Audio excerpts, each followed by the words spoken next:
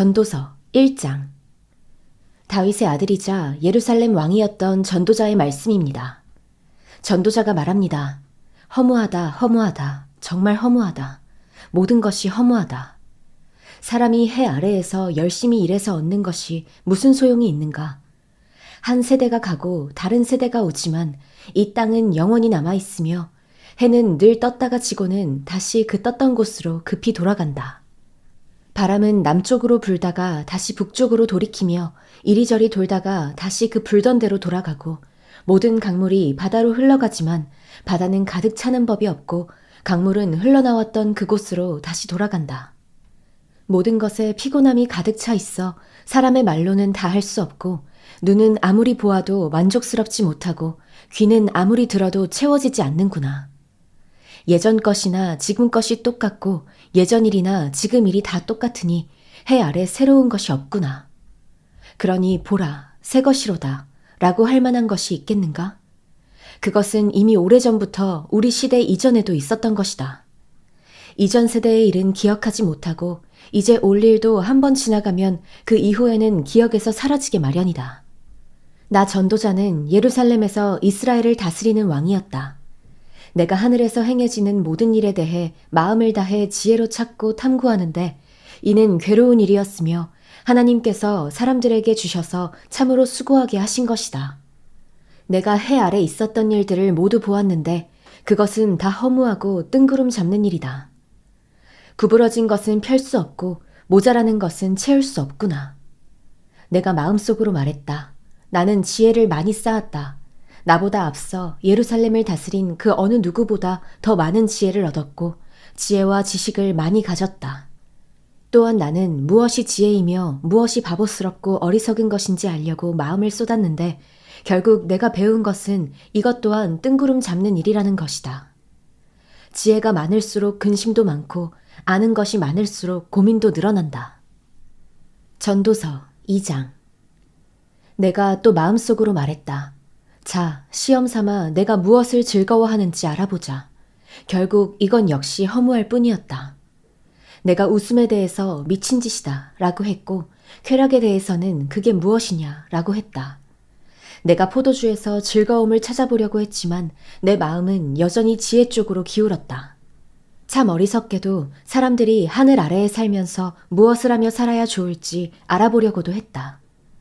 그래서 나는 이것저것 큰 일들을 벌였다. 나 자신을 위해 집들을 지었고 포도원도 심어보았다. 정원과 과수원을 만들고 그 안에 온갖 과일나무들을 심었다.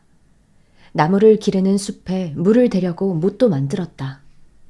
남녀 종들을 사들이기도 했으며 내 집에서 종들이 태어나기도 했다. 나는 또 나보다 앞서 예루살렘에서 다스렸던 어느 누구보다도 많은 소와 양떼들을 소유해 보았다. 금은과 왕들의 보물과 여러 지방의 독특한 보물을 나 자신을 위해 모으기도 했다. 노래하는 남녀들과 남자들이 좋아하는 첩들도 수없이 많이 거느렸다. 이렇게 나는 나보다 앞서 예루살렘에 있던 그 누구보다도 크게 세력 있는 사람이 돼 남부러울 게 없었고 지혜도 여전히 내게 있었다. 나는 무엇이든지 내 눈이 원하는 것은 멀리하지 않았고 무엇이든지 내 마음이 기뻐하는 것은 절제하지 않았다. 내 마음이 내 모든 수고를 기뻐했고 이것이 내 모든 수고에 대한 보상이었다. 그러나 내 손이 한 모든 일과 내가 이루려고 그토록 노력한 것을 살펴보니 모든 것이 허무하고 뜬구름 잡는 일이었다. 해 아래에 유익한 것은 하나도 없었다. 그러고 나서 내가 다시금 지혜에 대해 곰곰이 생각하고 바보스럽고 어리석은 것에 대해서도 생각해 보았다. 왕위에 오를 사람이라고 무슨 일을 더 하겠는가? 이미 돼 있는 일 말고 더 있겠는가? 빛이 어둠보다 나은 것처럼 지혜가 어리석은 것보다 낫다는 것을 내가 알았다. 지혜로운 사람은 그 머리에 눈이 있고 어리석은 사람은 어둠 속에서 헤맨다. 그러나 결국 내가 깨닫게 된 것은 이들 모두가 똑같은 운명이라는 것이다. 그러고 나서 내가 속으로 어리석은 사람에게 일어나는 일이 나에게도 똑같이 일어나는데 내가 무엇이 더 지혜롭다고 하겠는가? 라고 했다. 그리고 속으로 이것 또한 허무하구나 라고 말했다.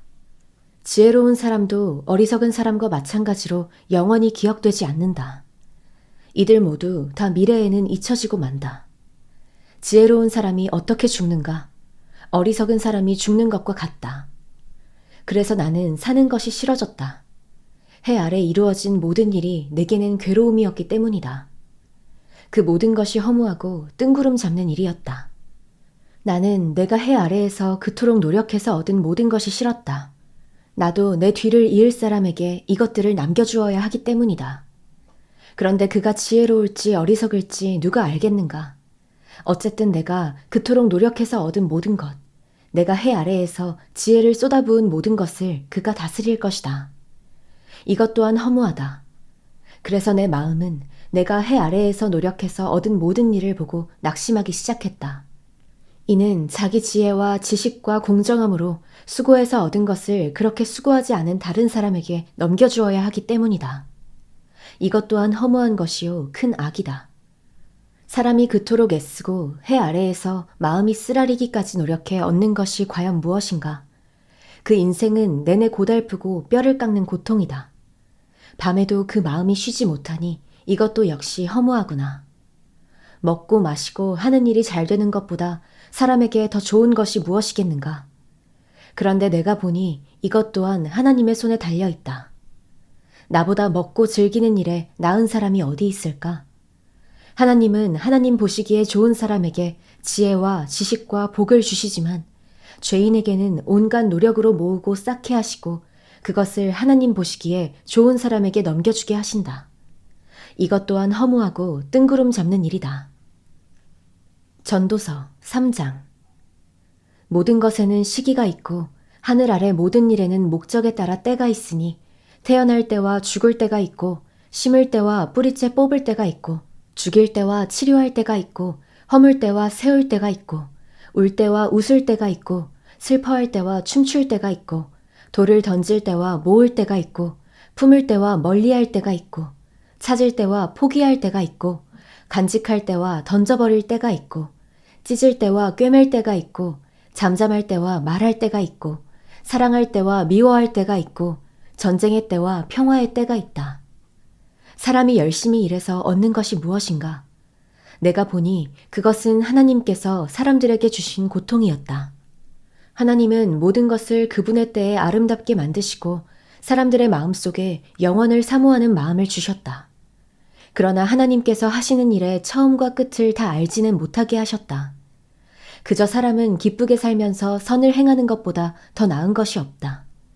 또 사람이라면 먹고 마시고 하는 일이 잘 되기를 바라는데 이것이야말로 하나님이 주시는 선물이다. 또 하나님께서 하시는 일은 무엇이든 영원하다는 것도 안다. 아무것도 거기에 더할 수도 뺄 수도 없다. 하나님께서 이렇게 하시는 것은 사람으로 하여금 하나님을 경외하게 하려는 것이다. 예전에 있었던 일이 지금도 있고 앞으로 일어날 일도 이미 있었던 것이다. 하나님께서는 지나간 일을 또 되풀이하신다. 게다가 내가 또 해 아래에서 본 것은 심판의 자리에 악이 있고 의의 자리에 범죄가 있다는 것이다. 내가 마음속으로 의인들과 악인들 모두 하나님께서 심판하실 것이다. 모든 목적과 모든 일에는 때가 있기 때문이다. 라고 했다. 또 사람에 대해 생각했다. 하나님께서 그들이 짐승과 다름없음을 분명히 알게 하셨다.